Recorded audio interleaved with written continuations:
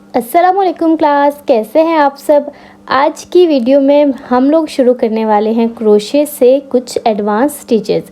Basic stitches समझा दिए थे मैंने, बेसिक शेप भी समझा दी थी। आज से हम कुछ एडवांस स्टिचेस देखेंगे। तो सबसे पहले एक चीज़ मैं आप लोगों को समझा दूं कि मैं आप लोगों को हिंदी और उर्दू में सिखाती हूं और यहाँ पे कुछ मैंने इंग्लिश में स्टिचेस लिखे हुए हैं।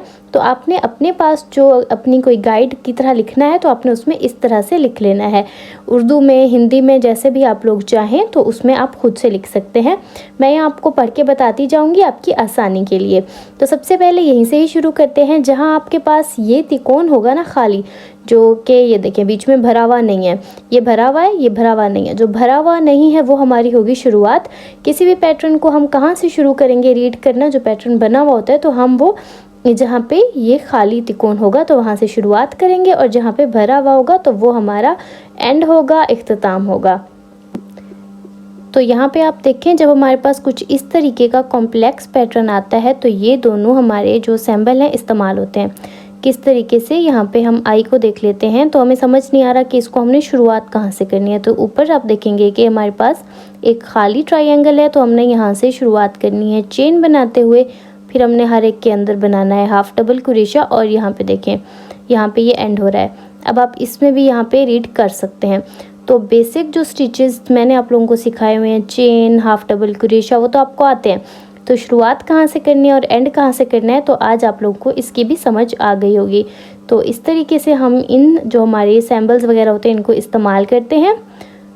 तो आपने इस तरीके से डिफरेंट इसके सैम्बल वगैरह जो हैं वो इस तरह से याद करने हैं। तो यहाँ पे हमारे पास कुछ स्टिचेस हैं। इन स्टिचेस को हम देखते हैं। तो ये स्टिचेस क्यों होते हैं, क्योंकि ये बने हुए होते हैं हमारे पास उसी डबल क्रोशे से ही। किसी जगह किस तरह से डबल क्रोशा लेना है, किसी जगह किस तरह से लेना है। क्योंकि जब हम कोई बड़ा सा प्रोजेक्ट बनाते हैं, फ्रॉक बना रहे हैं, कोई बैग बना रहे हैं, तो एक एक स्टिच आप एक्सप्लेन नहीं कर सकते कि आपने डबल क्रोशा यूँ लेना है, अब आपने एक ही के अंदर 5 डबल क्रोशे लेने हैं या एक ही के अंदर आपने 2 लेने हैं। तो उसकी जगह हम ये कहते हैं कि हम कह देते हैं कि चले यहाँ पे आपने इंक्रीज स्टिच ले लेना है, यहाँ पे आपने फैन स्टिच ले लेना है, यहाँ पे आपने शेल स्टिच ले लेना है। बड़े प्रोजेक्ट को समझाने के लिए ये आसानी होती है। तो चलें आज हम 2 स्टिचेस पे बात करेंगे, जो है हमारा इंक्रीज स्टिच और दूसरा है डिक्रीज स्टिच। इंक्रीज स्टिच का मतलब होता है किसी चीज़ को बढ़ाना, और डिक्रीज स्टिच जब हम किसी चीज़ को कम करेंगे तो वहाँ पे ये इस्तेमाल होते हैं।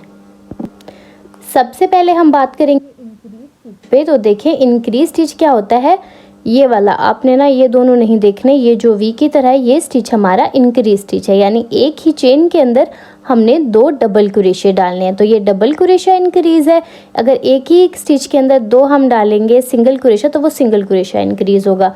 देखिए किसी भी जगह कोई भी पैटर्न हमारा इस तरह से चल रहा होता है और हम कहते हैं में हमारा इंक्रीज स्टिच जाएगा, तो उसके अंदर हम क्या करेंगे कि एक ही स्टिच में हम एक डबल क्रोशा बनाएंगे और उसी स्टिच में हम दूसरा डबल क्रोशा बनाएंगे। तो हम इसे कहेंगे एक डबल क्रोशे का इंक्रीज। अगर आप इसको देखें तो देखें पहले में एक डबल क्रोशा है, दूसरे में एक है और अगले में डबल क्रोशे का इंक्रीज है, यानी एक ही के अंदर 2 डबल क्रोशे हैं। जब हम किसी भी चीज़ को बनाते हैं, जैसे हमने छोटा सा दायरा सीखा था, जब हम उसको बड़ा करते हैं तो हम उसमें इंक्रीज स्टिचेस लेते हैं। तो जब आप आगे जाएंगे उसको समझेंगे तो ये चीज़ आपको समझ में आ जाएगी। अब इसके बाद हम लेते हैं एक नॉर्मल स्टिच, यहाँ पे एक नॉर्मल डबल क्रोशा, और इससे अगले वाले के अंदर मैं आपको समझाती हूँ कि हमने डिक्रीज स्टिच कैसे लेना होता है। तो डिक्रीज स्टिच असल में ये देखें, इन दोनों को छोड़ें, बीच में जो हमारे पास उल्टा वी है ना, ये है डिक्रीज स्टिच, यानी 2 स्टिचेस को हमने मिलाकर एक कर देना है। ठीक हो गया। ये देखें इस तरीके से हमने क्रोशे के ऊपर धागा लिया, चेन में हमने धागा डाला, दूसरी तरफ से धागा निकाला, और ये देखें 3 हमारे पास क्रोशे के धागे हैं। एक धागा लेके 2 धागे हमने निकाल देने और 2 रहने देने हैं। फिर धागा लेंगे, फिर अगले वाले के अंदर हमने धागा डालना है, दूसरी तरफ से धागा निकालना है, फिर धागा लेके 2 धागे निकालेंगे। अब जो ये 3 धागे हमारे क्रोशे पे हैं हमने इनको एक ही बार निकालना है। तो ये हमारे 2 स्टिचेस का एक स्टिच हो गया। तो ये हमारा कहलाता है डिक्रीज स्टिच। अब अगर आप यहाँ देखें तो ये देखें, ये हमारा था इंक्रीज स्टिच, ये था हमारा डिक्रीज स्टिच। किसी भी जगह जब हम आगे जाके इसको यूज़ करेंगे तब आप लोगों को ज़्यादा अच्छे से ये स्टिच आप लोगों को समझ आएगा। तो यहाँ पे एक और डिक्रीज स्टिच लेते हैं आप लोगों को समझाने के लिए। तो इस तरीके से हमने क्रोशे के ऊपर धागा लिया, चेन में हमने क्रोशा डाला और दूसरी तरफ से धागा निकाला, एक बार धागा लेके 2 धागे निकाले। डबल क्रोशे के लिए दूसरी बार भी धागा लेके 2 धागे निकालने होते हैं, लेकिन 2 हमने रहने देने हैं। फिर से हमने धागा लिया, क्रोशा डाला, दूसरी तरफ से धागा निकाला, एक धागा लेके 2 धागे निकाले। अब जो 3 धागे बच जाएंगे हमने उनको एक ही धागा लेकर निकाल देना है। तो ये होता है हमारा डिक्रीज स्टिच, जिसमें हम 2 स्टिचेस को एक कर देते हैं। अब ये देखें, ऊपर से हमारे एक एक स्टिच कम हो जाएगा, नीचे 4 थे तो ऊपर 2 बचे हैं। तो इस तरीके से हमारा डिक्रीज स्टिच बनता है। जहाँ हमने किसी चीज़ को कम करना हो वहाँ ये हम स्टिच इस्तेमाल करते हैं।